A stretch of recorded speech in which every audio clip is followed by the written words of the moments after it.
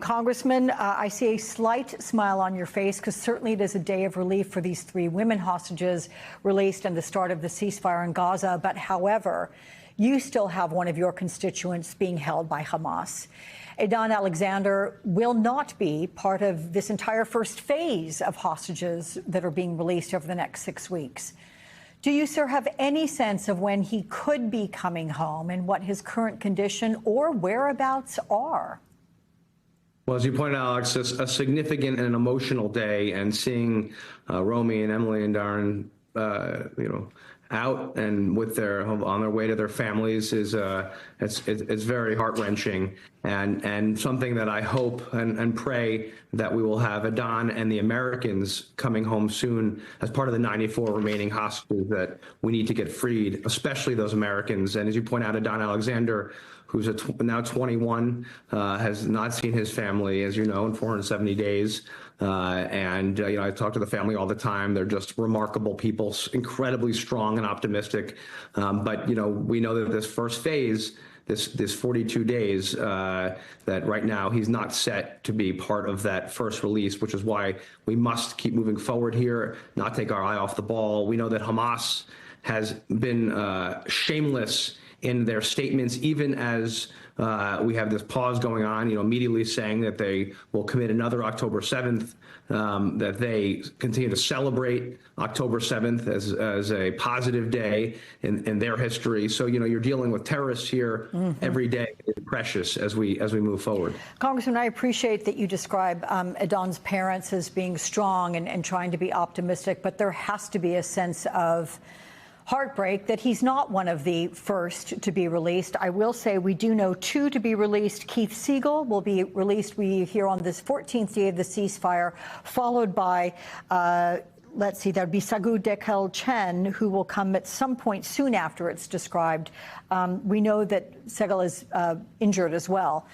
But what are they saying to you in private about any disappointment that their son isn't coming home yet?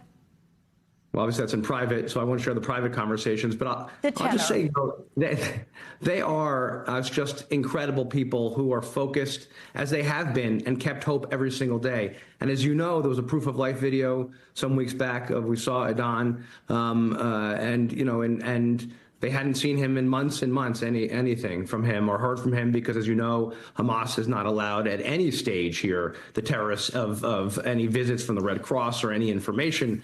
So, they've just been positive and hopeful. And the bottom line is we have to, the focus, what they've said to me is, let's stay focused.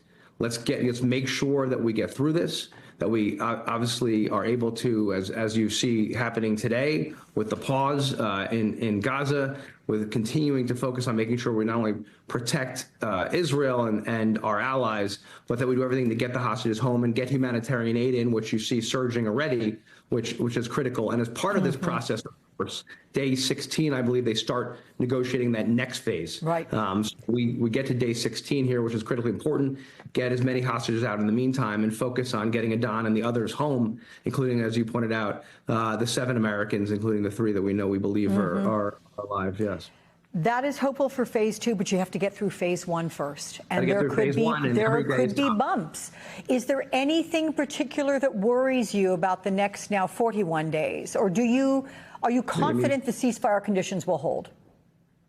Listen, we've seen this in the past. You're dealing with terrorist organizations, right? So you're dealing with Iran, who is an enemy of our country, as well as Hamas and Hezbollah and Palestinian Islamic Jihad. We saw Palestinian Islamic Jihad already speak out today and say they were going to that they were going to get in the way and block progress here on this pause and on this first phase.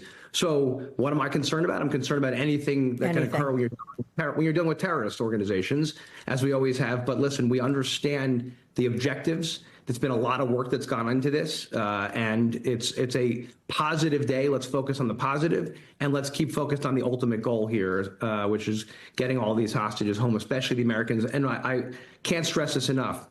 Hamas, Hezbollah, Iran, the Houthis, which continue to fire missiles as of, I believe, yesterday, are their number one enemy is the United States of America, our freedom and our democracy. Their death to the USA is on the Houthis' flag. Hezbollah has been clear that that's their ultimate objective, is eliminating us. Before that is the goal. Israel is a secondary goal to the United States as the number one enemy. So let's focus here on making sure that we free the Americans, all the hostages, stand by our key ally, and of course make progress in the region. Give me a sense of, first of all, I'm sure in your wildest dreams on October 7th of 2023, you couldn't have possibly imagined it would extend this long, this terrible, terrible situation. That said, how do you view the way the Biden administration has handled this? And let's also couple together with the last couple of weeks, having Donald Trump's Middle East envoy going there. To what extent do you applaud what appears to be these two different factions from opposite sides of the aisle working together to bring about the result that we've seen? I mean, this is about putting the country first, right? So I believe if we get this done, everyone should get credit. So the Biden administration has helped set up the structure over months and months of what we're dealing with today, and getting the hostages home. But they've worked very closely with the incoming administration, and I think that's a good thing. Everyone can get credit if this goes well, and the country can celebrate it. But that's how I look at it. But we have to keep our eyes focused on the ultimate goal here, which is worrying less about credit and worrying more about making sure we get Adnan, the other Americans, and of course all 94 hostages home. That's got to be our goal. And let's worry less about who gets credit. Everybody can celebrate when we get this done. One last question, sir, that being relative to Iran, since you brought it up. Senator Lindsey Graham said that he would advise the incoming president and his administration to target Iran's nuclear sites. What is your thought on that and the prospect of it?